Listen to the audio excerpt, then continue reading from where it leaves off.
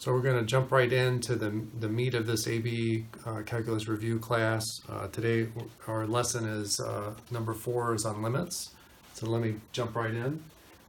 First of all, if we want to know if a limit exists, we have to show that both one-sided limits exist. So for example, the limit of a function f of x as x approaches a number from the left, that has to equal that limit as x approaches a number from the right. Okay, those both have to exist and equal the same.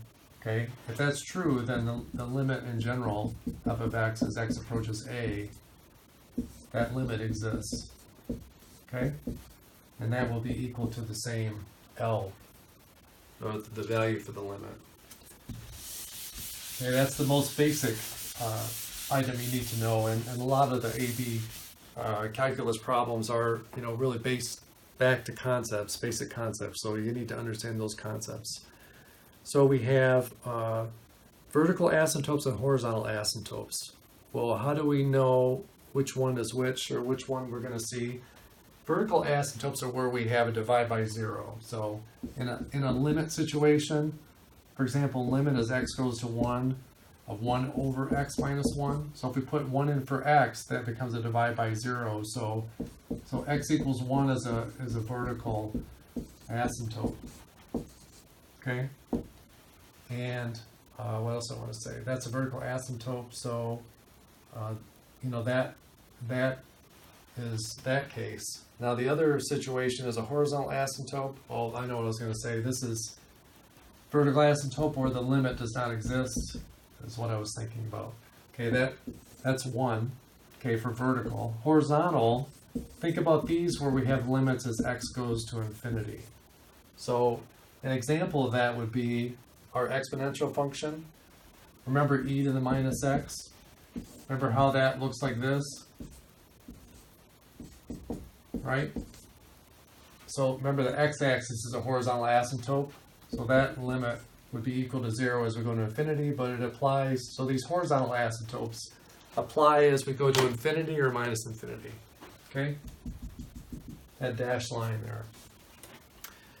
Now to the real core of this, let's talk about how to solve limits. So there's basically 5 different types of limits you need to be able to solve. Okay, we're going to start with the most basic and then work our way up to the more advanced type problems. Okay, first of all, direct.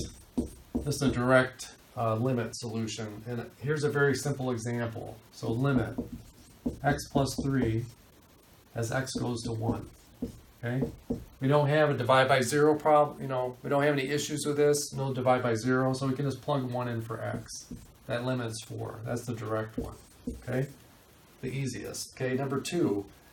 And by the way, so I'm talking about 5 cases that we might need 1 or more of these, okay? The second one is where we need to factor. Okay?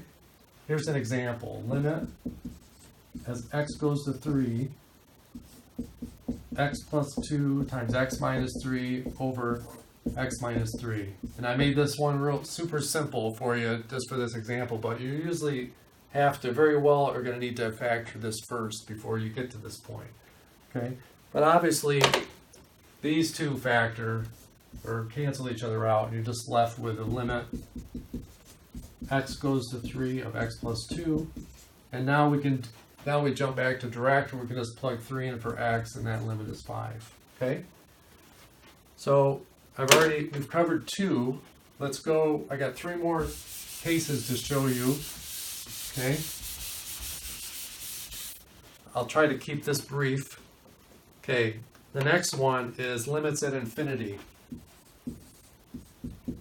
So we have plus or minus infinity. In this case, say limits as x goes to infinity. We're going to use a theorem that says basically the limit of 1 over x to a power as x goes to infinity, this is equal to 0.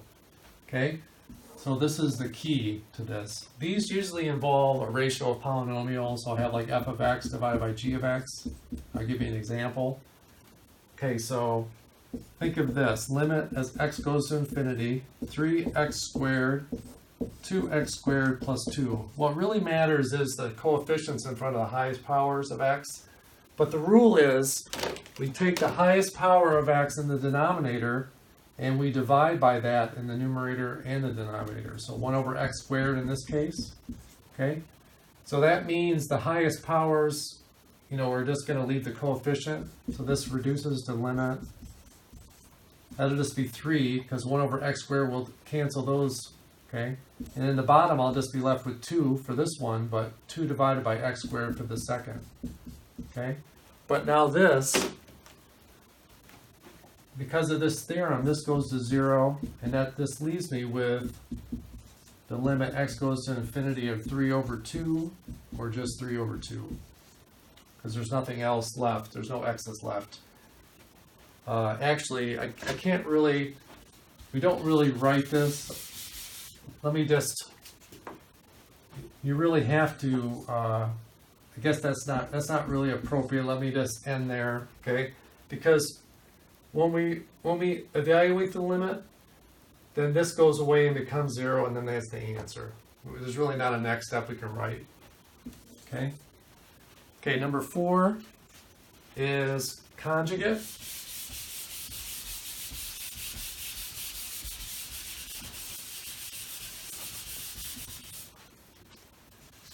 And, oops, let me change that to number 4. Okay, conjugate. So we multiply by the conjugate. So this one, best way for me to show you this is with an example. Okay, if I put in 0 for x, I get to divide by 0, so I can't just plug in. I can't use direct. So here we multiply by the conjugate. Okay, so this is square root of x plus 1 minus 1, so the conjugate of that is this. Okay, so we have to multiply by this, top and bottom. You see why this is okay? It's because this is equivalent to 1. That's why I'm not changing the expression. I'm like refactoring it, okay? Now when I do that, I'm not going to go through all the algebra. You can check me to see that you agree, but this times this, we've got to do a double distribution. That'll just leave x plus 1. The thing about the conjugate is the cross products cancel. So I just have this times this and this times that left. But I do have all of this stuff in the bottom, but don't worry, won't be as bad as it seems. Okay, now these ones cancel. Okay, now I'm just left with, let me rewrite this just to help you, just so you can see. Okay, the x's cancel now, you see that? And now we're back to direct. We can just plug in 0 for x. Okay, so we can evaluate the limit. We put 0 in here, that's the square root of 1. This is basically a 1 left on top.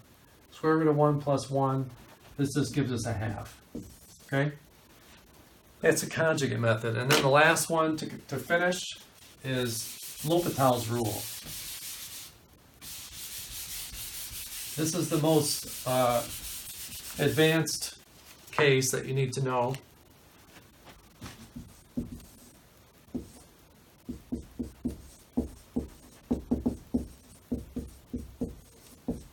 Usually pronounce that L'Hopital, okay, and I'll just abbreviate this as LHR, okay. Now, what's important to know about L'Hopital's rule is you can only use it if you have an indeterminate form of infinity over infinity or 0 over 0. And if it's not in that form, you have to get it in that form first. Okay, you might have to rewrite it. Now, if you don't do this, you can still, do the calculation, but you're going to get the wrong answer. Okay, so you have to make sure this is met first. This is called indeterminate. Okay, so let me show you an example. Okay, so for example, limit as x goes to 1 of ln of x over x minus 1. This one's already in the proper form, okay? So if I put 1 in here, I get a 0, right? In the denominator, but we know ln of 1 is also 0, so this is 0 over 0, so it's this form, okay? Now the way L'Hopital L'Hopital's rule works is if you're in this form, then you can take the derivative of the top and bottom separately. Okay? So then this limit becomes derivative of ln of x, which we'll get into later, is 1 over x. Derivative of x minus 1 is 1. Okay? So if I can now do direct, I can plug in for x. So I can put 1 in for x, and so I just get 1. That's L'Hopital's rule. Okay? So that's it for lesson 4, and we'll be working on the worksheet next.